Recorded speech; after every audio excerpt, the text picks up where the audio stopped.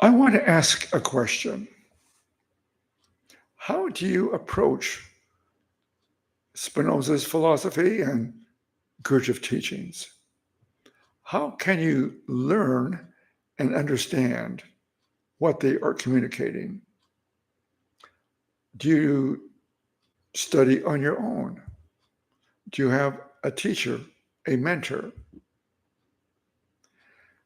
How can you take in these fantastic ideas that will change your character to have more confidence, to have a deeper sense of self, to enlarge your conscious awareness, to be more spiritually oriented? What is required to understand Gurdjieff and Spinoza? Now, I had a teacher, a mentor for over 20 years after I left the group, and this was during the early 70s, 80s, and 90s. So I was with my teacher a long time. Why? And this is so important.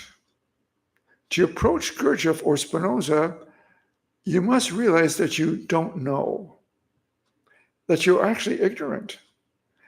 Now, I had no problem with that. I was really ignorant. I dropped out of high school at 10th grade. I did not go to college.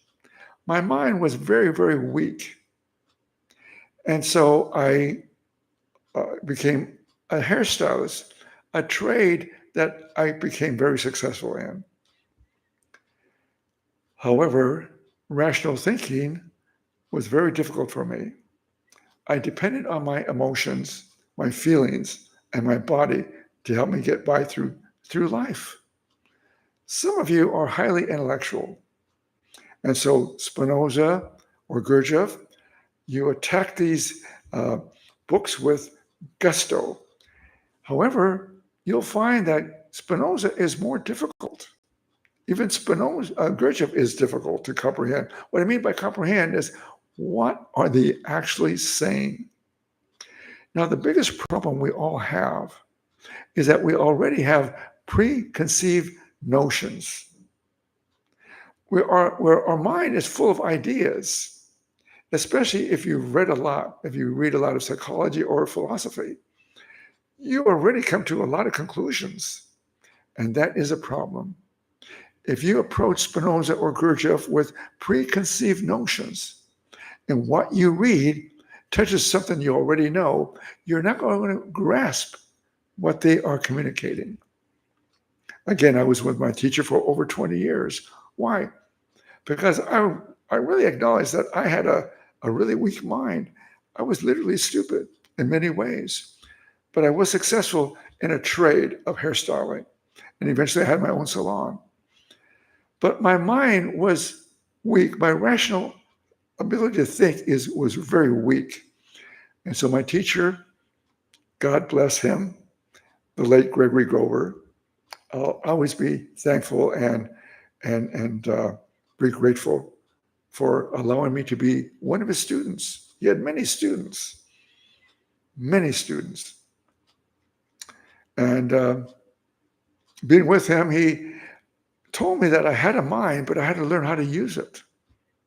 For you who are highly intellectual, you have a certain pride about your thinking or your ability to memorize. Some of my former students told me how they cruised through college or cruised through high school without really having to apply their mind because they had great memory. Now, you must understand there's a great difference between memory and true intelligence. The intelligence that I'm communicating is to know oneself. As Socrates proclaimed that the greatest knowledge is to know thyself, to know oneself. But what is there to know? We are programmed early in life as infants, children up to the age of 10. You are taught, you are educated in beliefs, in habits, and even your desires are duplications of your teachers who are your parents or guardians. The school system, the internet, YouTube, your phone, your cell phones, they are a source of education. However, you never question what is going in your mind. You probably accept it. Exceptionally, being a child, you accept everything your parent is telling you until you reach the age of teenage years. Then you rebel. You try to have your own identity. And so you fight with your parents. You want to have your own thoughts, but you're not really thinking clearly. You're in what is called a polarity, a rejection of your parents' belief system. You think you have your own now. Now, again, to approach Spinoza and Gurdjieff, you must have an attitude of ignorance. I don't know, and I want to learn. You must want to learn, want to know. And also, you must be dissatisfied with where you are. And you must be in pain. What is the pain? My life isn't working the way I want it to. I'm not experiencing the happiness, even though I have all these material things, a new car, a nice apartment, being in a nice neighborhood, having an education, or you might not have any of that. But you must be dissatisfied with where you are. And you must have an intuitive sensitivity. Intuition is so important in learning about Gurdjieff and Spinoza, about Gurdjieff's teachings and Spinoza's philosophy. I have a book. The book that I recommend is In Search of the Miraculous. Was written by Ouspensky. Ouspensky was a student, highly intellectual, and he literally took everything of Gurdjieff, important, I think it's very important ideas. One idea he talked about is that man is asleep, and that the ego, personality, nature is a source of material for growth. And the idea that we identify, the idea of identification, and the idea of dependency, and the idea of buffers. There are so many things in the Search of the Miraculous that I apply my work with. I don't get into the dancing, the Enneagram, the octaves. They don't help in really understanding oneself. But the psychological part of Gurdjieff is profound. The idea that man is asleep. What is he talking about? He's talking about your intelligence, your true mind. Now, the brain is not the mind. The brain is a storehouse of information, memory.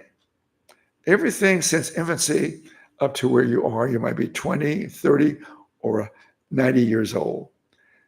Everything that you learned in the last 30, 40, 50, 60, 70 years is stored memory.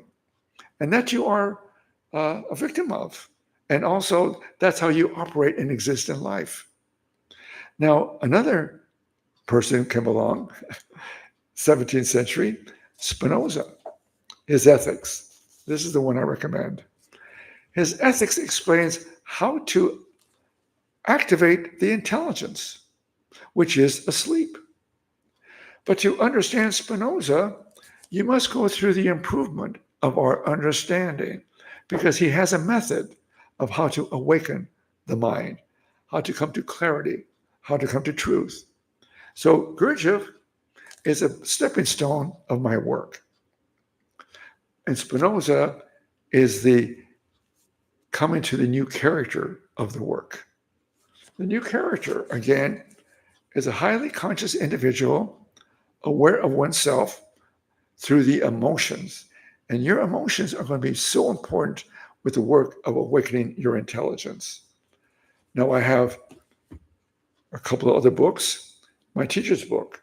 He originally had this book written for his students, and I decided to publish it. It's called How to Solve Life's Problems, applying Spinoza and Gurdjieff's ideas into one's life. Over the years, I decided to write a book that will help you understand Spinoza and Gurdjieff, the way of Spinoza and Gurdjieff. I use case studies. Many of my students are in this book to help them apply Spinoza to their life. Again, the goal, the aim of the work is to awaken one's mind, the intelligence, to apply reason and intuition to help you understand your emotions. Because when your emotions, such as desire, pain, hate, and anger, they operate automatically.